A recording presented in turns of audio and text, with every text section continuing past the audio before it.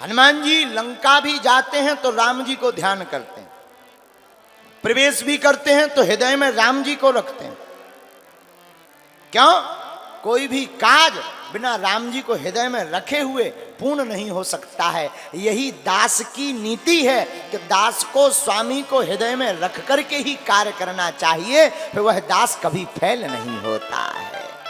कोई भी काम करने के पहले प्रचार नहीं, विचार करो। विचार करोगे प्रचार अपने आप हो जाएगा। है?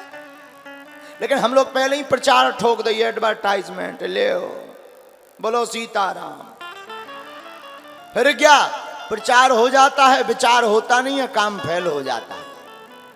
ये ना सीख पाओ तो आज की कथा से एक और सीख सकते। हनुमान जी ने 5 उंगलियों को एक करके मुक्का बना करके लंकनी को मारा, वो भी विरक्त बन गई। मानो हनुमान जी ये कहना चाहते हो कि हमको सभी को अपने परिवार में, समाज में, अपने राष्ट्र में एकत्रित होकर रहना चाहिए, पर कोई भी विदेशी ताकतें हमारा बाल बांका नहीं कर सकती। ये ना सीख पाओ तो आज की कथा से एक बात और सीखो। पूछो क्या? पूछो।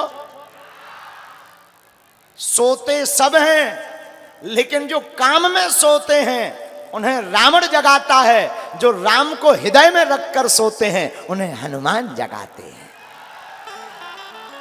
आज की कथा का 5वां सूत्र, और अगर ये 4 ना भी सीख पाओ, शायद तुम बिहारी आदमी आओ, खा पी के ज्यादा भात आ गए हो, चावल ज्यादा खब गए हो, पानी कम पे वो हो, पंडाल से निकलवे ना मिलो हो। कई जन के तो पसीना में मेकअप बहा गए, कई जन के कपड़ा बड़ी क्रेज में आए थे कि फोटो खींचे, ना फोटो खींची ना टीवी चली। कई लोग तो अच्छा, कई लोग हमने देखे हैं, कई लोगों की भक्ति बड़ी अद्भुत होती है कि उनके सामने कैमरा जाएगा, वो भी सीताराम सीताराम सीताराम सीताराम, और कैमरा ना जाए कहोगे ताली बजाओ, और कैमरा चलो जाए, तो ऐसे भी होते हैं। तो आज तो कुछ नहीं चल पाया, तो हो सकता तुम मन में खिन्न हो, लेकिन हम आपको कहेंगे 4 बातें ना भी सीख पाओ तो 5वीं बात आज सुंदरकांड की सीखने योग्य है। क्या?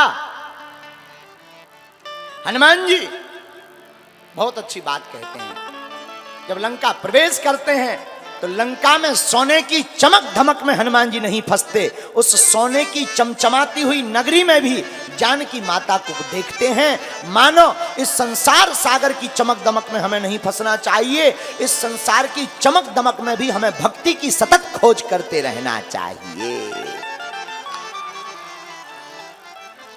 जो इन 5 में से एक भी सूत्र आज का स्वीकार कर लेगा उसे सुंदरकांड की महिमा समझ में आ जाएगी।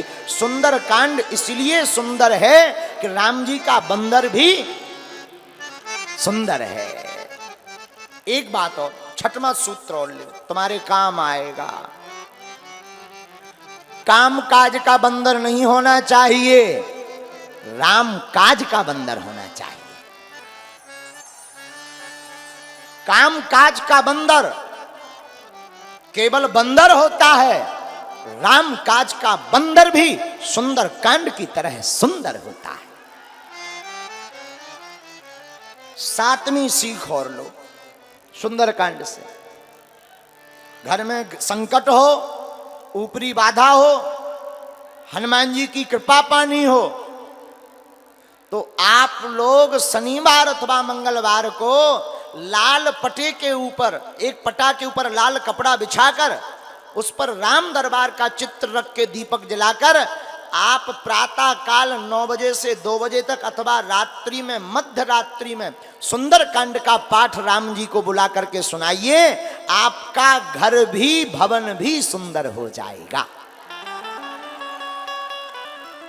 और जो आपको चाहिए उस चौपाई का संपुट लगा करके आप सुंदरकांड का पाठ करिए, तो आपको अप्राप्त वस्तु भी हनुमान जी की कृपा से प्राप्त हो जाएगी। लेकिन नियम पूर्वक। हम लोग क्या करते हैं, 3 मंगलवार तो पढ़ लेते, 4थे मंगलवार सो जाते हैं। बोलो सीताराम। फिर कहते गुरु जी हनुमान जी की कृपा नहीं हो रही है, ठटरी के बरे। कहां से हो जाए? हनुमान जी की कृपा तो तभी होगी जब सतत आप उनका ध्यान करोगे। तो सुंदर कांड का पाठ बड़ा ही ताकतवर है। और हम कहते हैं सुंदर कांड का पाठ ना भी कर पाओ तो आजकल तो मोबाइल चल गए, सुनो, नहीं सुन पा रहे तो सुंदर कांड की पुस्तक को प्रणाम भर करो और 5 दिन तक सुंदर कांड की कथा को सुनो। हमें भरोसा है आप लोगों को 5 दिन में सुंदर कांड का महत्व समझ में आ जाएगा।